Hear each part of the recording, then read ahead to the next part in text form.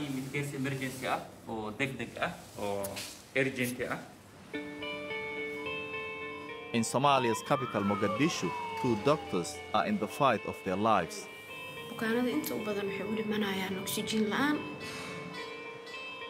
There is an intensive care unit serving COVID-19 patients, just 20 beds for a population of 16 million.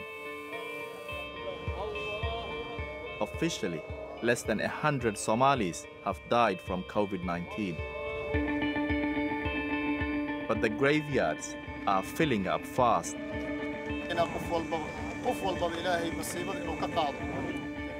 BBC Africa Eye goes in search of the truth behind the official death figures.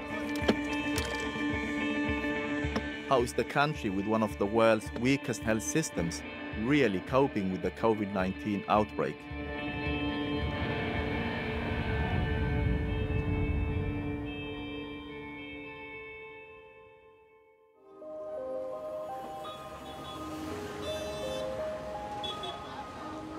Somalia's fragile government is bracing itself for the worst.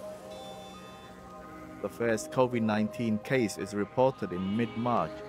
There are fears that many more will fall victim to the virus. Martini, one of the country's oldest hospitals, is designated by the government to treat patients. These are the doctors who have volunteered to work on the front lines. magacaygu waa Dr. Abdulatiif Maxamed Xuseen. magacaygu waa Dr. Xilo Daawud Ibrahim. waxaan nafteeda u horay inaan u shaqeeyo dadkayga. alxamdulillah waan ku qanacsanahay. By mid-April, Dr. Hilwa and Dr. Abdulatif are working round the clock to treat COVID-19 patients. Then,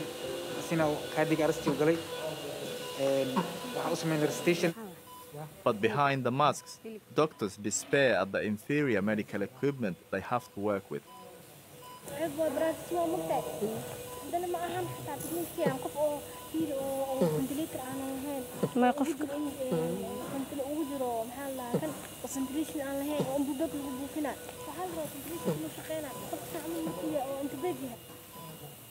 Without a functioning ventilator, the doctors lose their battle to keep this patient alive.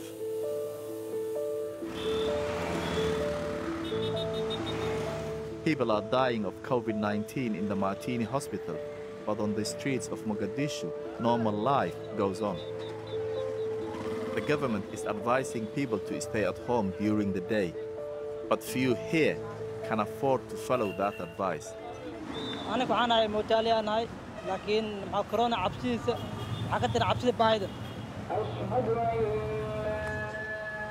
And as the holy month of Ramadan begins, mosques remain open across Somalia. Some worshippers believe their faith will form a shield.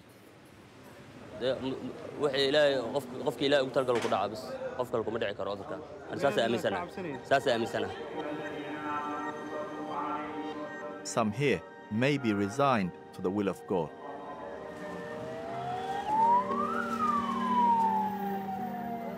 But ambulances continue to rush COVID victims to the Martini hospital.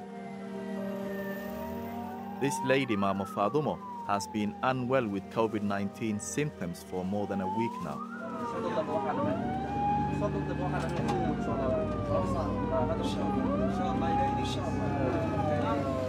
As in the rest of the world, old age makes her more vulnerable to the virus.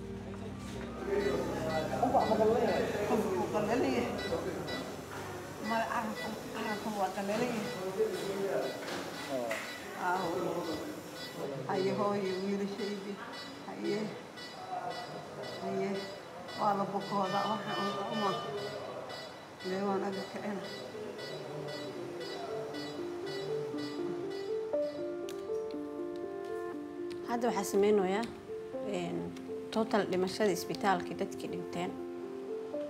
Officially, fewer than 100 people have died of COVID-19 in Somalia. But Dr. Hilwa knows that the real number is much higher because many people, even those who are seriously ill, refuse to come here. isbitaalka waxyaabo badan ay ka aaminsan yihiin dadka martiin hay geenin isbitaal ay geenin hadii meeshaas inta guriga ku dhinta ay fiicanta meeshaas la geen lahaa. Images from one of Mogadishu's main cemeteries, Barakat, support Dr. Hilwa's belief that many COVID-19 deaths are going unrecorded. Back in January, this was empty land. Now it's a large-scale cemetery. This is just one of several cemeteries in Mogadishu that have been filling up fast. hadda meeshan anaga 4 bilood iyo jabaan joognaa waxaad ogaanaysaa hadda hal dhimashada 2000 iyo hoogay maraysaa hadda waa yeah bishii hore. There is no way of verifying, but from the evidence we gathered, it seems COVID-19 could now be one of the biggest killers in Somalia.